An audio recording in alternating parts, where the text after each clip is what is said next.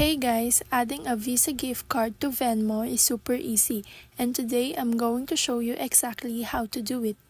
So first, open the Venmo app and log in with your credentials. Once you're in, tap on the menu icon and go to Settings. Under the Preferences section, tap on Payment Methods. Then, select Add Bank or Card and choose Card. Now, enter your Visa gift card information, including the card number, expiration date, and security code, and tap Add to link it to your Venmo account. If you're wondering whether you can actually use a Visa gift card on Venmo, yes, you can.